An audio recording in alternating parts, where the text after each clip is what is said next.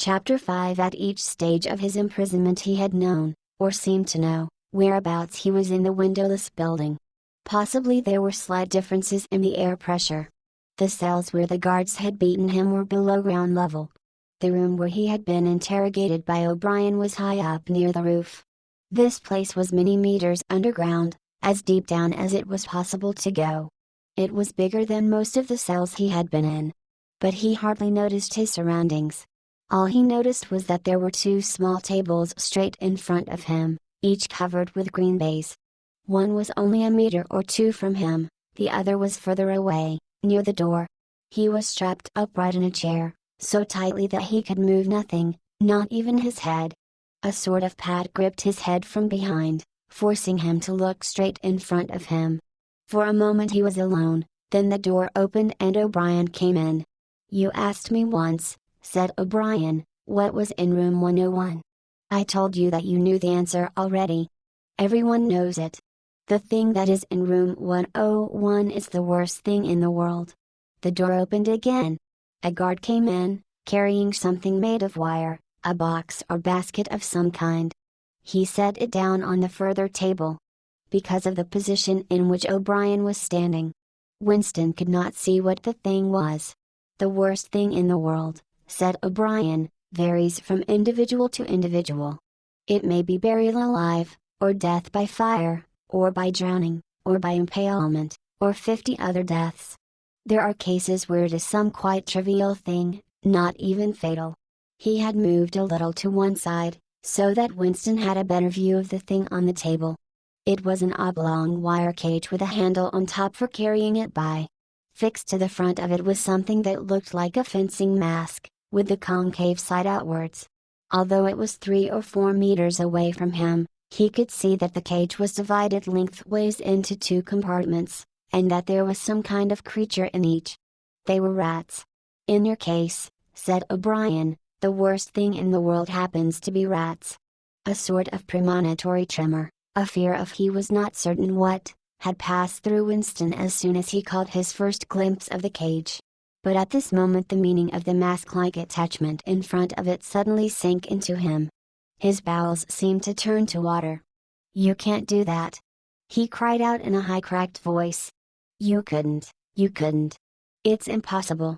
"Do you remember," said O'Brien, "the moment of panic that used to occur in your dreams? There was a wall of blackness in front of you, and a roaring sound in your ears. There was something terrible on the other side of the wall. You knew that you knew what it was, but you dared not drag it into the open. It was the rats that were on the other side of the wall." "O'Brien," said Winston, making an effort to control his voice. "You know this is not necessary. What is it that you want me to do?" O'Brien made no direct answer. When he spoke it was in the schoolmasterish manner that he sometimes affected. He looked thoughtfully into the distance, as though he were addressing an audience somewhere behind Winston's back. "By itself," he said, "pain is not always enough. There are occasions when a human being will stand out against pain, even to the point of death. But for everyone there is something unendurable, something that cannot be contemplated. Courage and cowardice are not involved.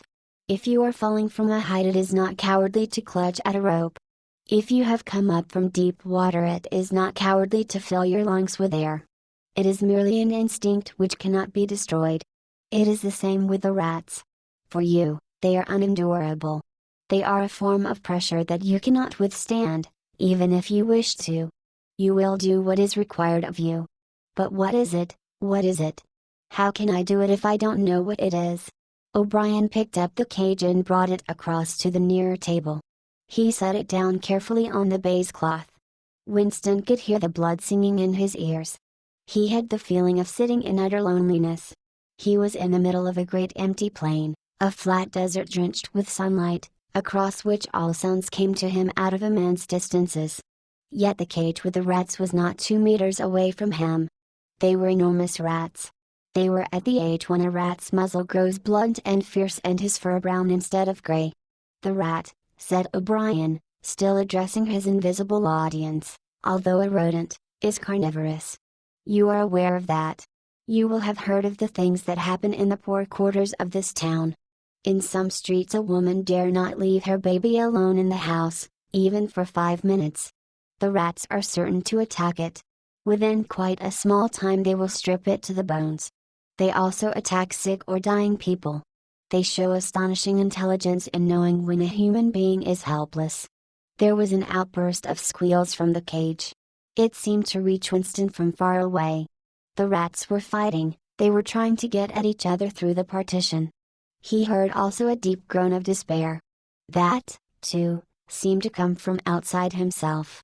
O'Brien picked up the cage, and, as he did so, pressed something in it. There was a sharp click. Winston made a frantic effort to tear himself loose from the chair. It was hopeless, every part of him, even his head, was held immovably. O'Brien moved the cage nearer. It was less than a meter from Winston's face.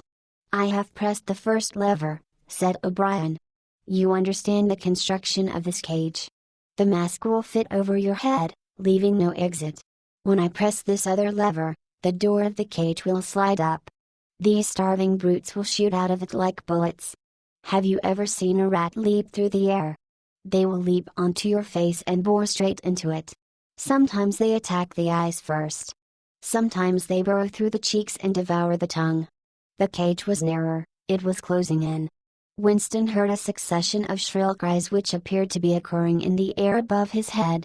But he fought furiously against his panic. To think, even with a split second left to think was the only hope. Suddenly the foul musty odor of the brutes struck his nostrils. There was a violent convulsion of nausea inside him, and he almost lost consciousness. Everything had gone black. For an instant he was insane, a screaming animal. Yet he came out of the blackness clutching an idea. There was one and only one way to save himself.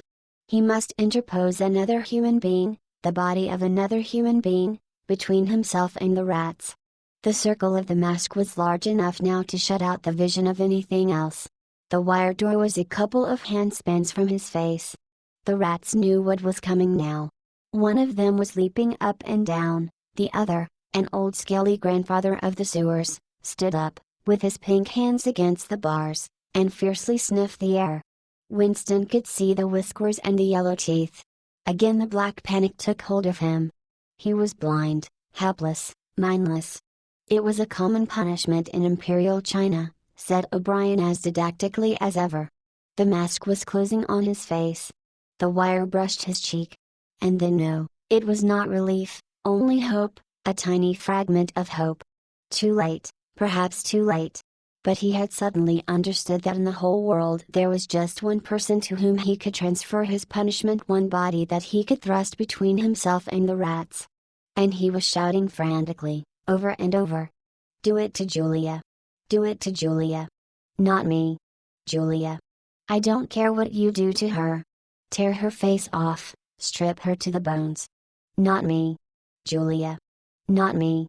He was falling backwards, into enormous depths, away from the rats. He was still strapped in the chair, but he had fallen. Through the floor, through the walls of the building, through the earth, through the oceans, through the atmosphere, into outer space, into the gulfs between the stars, always away, away, away from the rats. He was light years distant, but O'Brien was still standing at his side. There was still the cold touch of wire against his cheek. But through the darkness that enveloped him he heard another metallic click, and knew that the cage door had clicked shut and not open.